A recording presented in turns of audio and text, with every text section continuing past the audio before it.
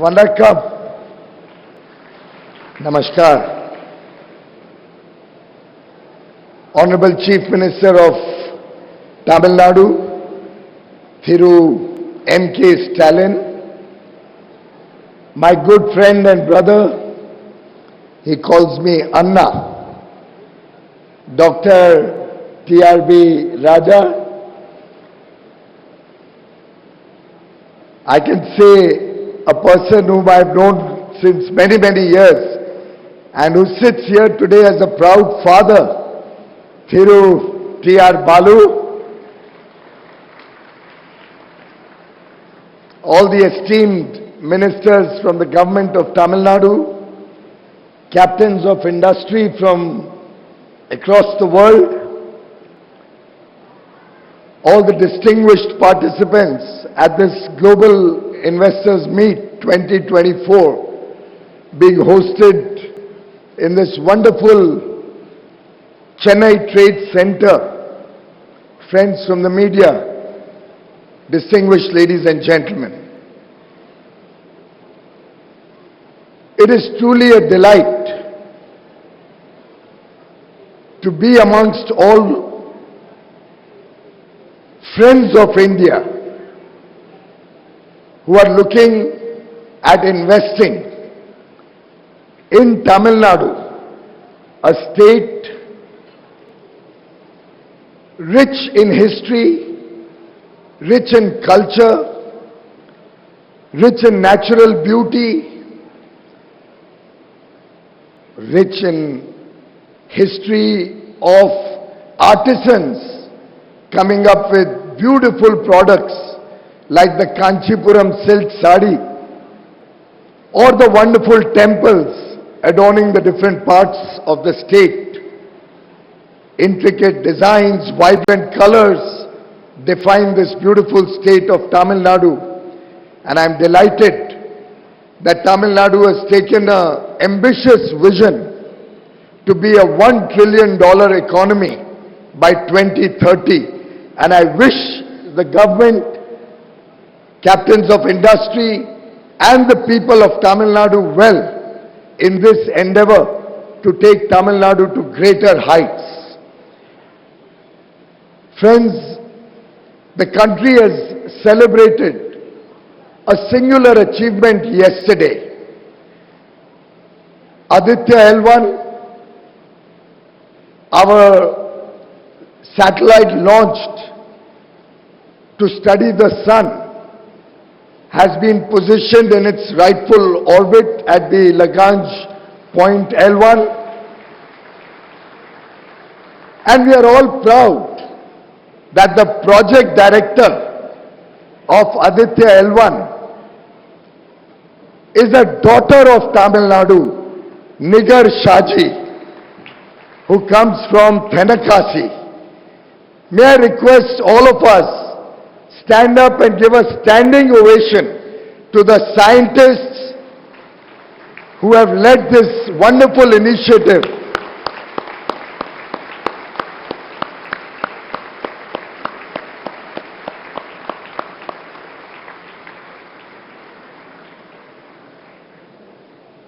With Shaji as the project director, Somnathan, who heads ISRO, and the entire country standing behind them, with Prime Minister Narendra Modi leading from the front.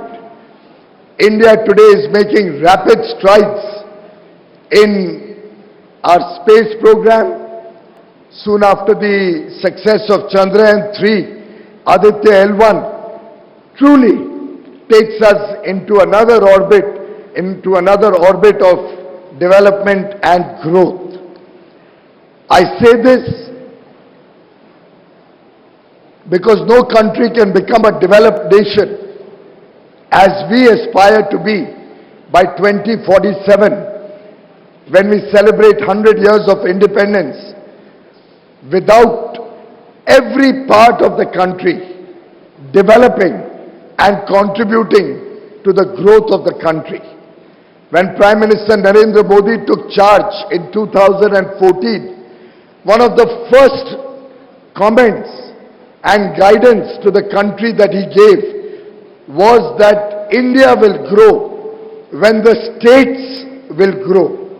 And every part of India will have to contribute to the success and growth of India to meeting the aspirations of 1.4 billion Indians. The strength of India, the strength of a Viksit Bharat lies in strong pillars which are the 28 states and the 8 union territories of India. I believe when Tamil Nadu aspires for a $1 trillion economy by 2030, they are having an ambitious goal of 18% growth every year. And that is what will drive the people of the country. That is what will drive industrialization, new jobs, new work opportunities. It will help the young boys and girls to aspire for big goals in life. And it is only when we have big, hairy, audacious goals that this country will move forward. And I compliment all of you and the people of Tamil Nadu and Thiru M.K. Stalin for having this ambitious goal.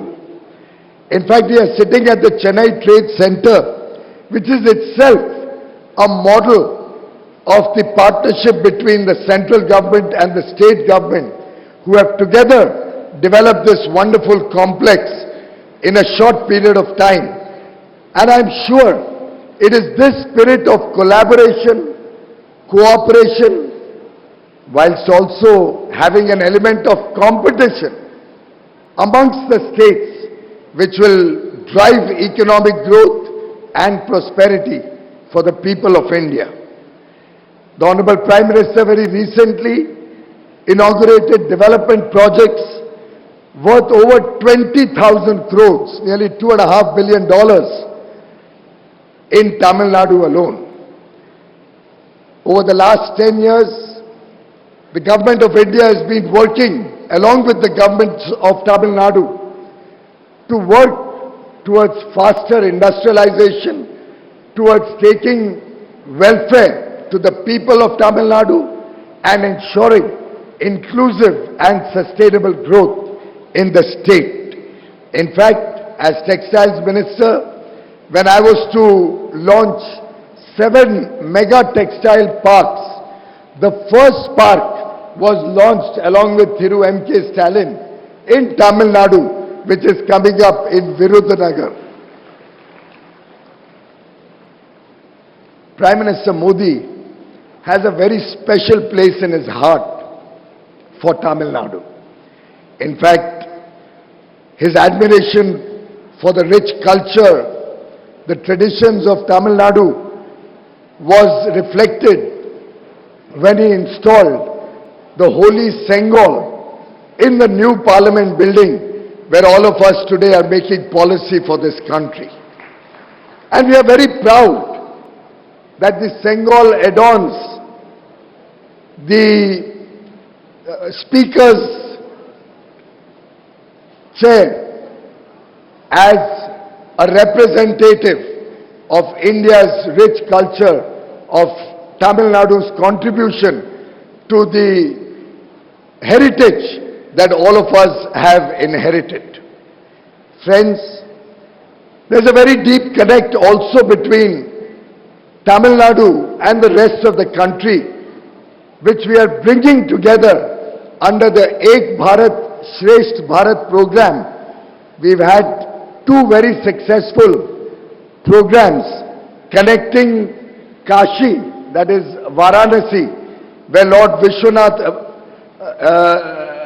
there's a very beautiful temple to Lord Vishwanath, and we've had Kashi Tamil Samagam twice, and also a Samagam between Saurashtra and Tamil Nadu, celebrating the interface of cultures between different parts of the country. Bharat's comprehensive development is a testimony to Honorable Prime Minister Narendra Modi's transformative leadership and forward-thinking policies over the last 10 years, and I'm delighted that Tamil Nadu is an integral part of that progressive vision to take Tamil Nadu forward on a fast track, in a mission board, to align with the country's growth and align with the aspirations of 1.4 billion Indians. Friends, barely 10 years ago, India was looked down upon as a fragile five economy, one of the weakest five economies in the world. The journey of the last 10 years, from the fragile five economy to the fifth largest economy of the world, the journey from the 10th largest to the 5th largest, the journey where India is today boasting very strong macroeconomic fundamentals, the journey where our last two quarters have given us a growth of 7.7% real growth at constant prices in our GDP, the fastest growing large economy in the world, the journey of bringing down inflation, interest rates to amongst the lowest ever witnessed in a 10-year period. This journey of India rests on taking good welfare and taking a good quality of life in bringing ease of doing business, ease of living across the country, so that today we have young boys and girls. And as many of you may be aware, India has one of the world's youngest population. Our average age is 28.4 years. This young population gives us the demographic dividend, which has today become the envy of the world. This young population, whose basic needs have been met through several welfare initiatives, be it food, clothing, shelter, healthcare, education, water, digital connectivity, connectivity through air, road, ports, railways, with all the basic elements required to make the country grow on a fast track, having been addressed through various initiatives. We have prepared the nation today to aspire big, to think big, and to work collectively as a nation with a sense of duty to make the nation a developed nation by 2047. When we celebrated 75 years of independence on 15th August 2022, the Honorable Prime Minister laid out his vision of what he sees as the drivers, the key pillars of India's growth story. The 5 key pillars, commitments, Panch Pran, that he laid out before the nation from the ramparts of the Red Fort were: 1, India will aspire to be a developed nation by 2047 when we celebrate 100 years of independence. 2, we will shed the colonial mindset that has come into this country through centuries of subjugation. We will kill every element of colonial mindset. 3, we will adopt, absorb, and accept our rich culture, our history, our traditions, our value systems, embrace them, learn from the lessons of history, and we want growth as well as our heritage, both to coexist. 4th, he talked about the unity and integrity of India and strengthening the collective wisdom, the collective effort of the nation, of every part of the nation. 5th, he talked about 1.4 billion Indians accepting our duty, our work, our commitment collectively to work to make India a developed nation. And these 5 key pillars rest on 2 very important fundamental needs. One, we are looking at women-led development, strengthening the Nari Shakti, our women power, and 2, making India corruption-free, Bhrashtachar Mukt Bharat. And I am delighted that Tamil Nadu, and what we heard just now was indeed music to our ears, that 43% of our women workforce works in Tamil Nadu.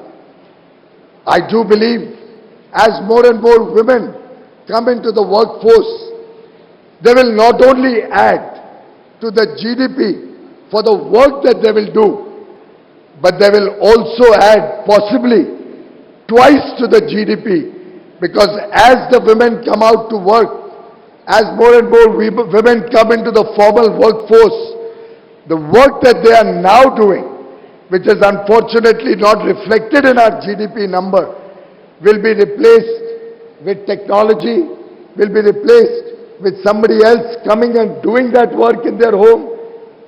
India will be the largest market for washing machines. India will be the world's largest market for dishwashers.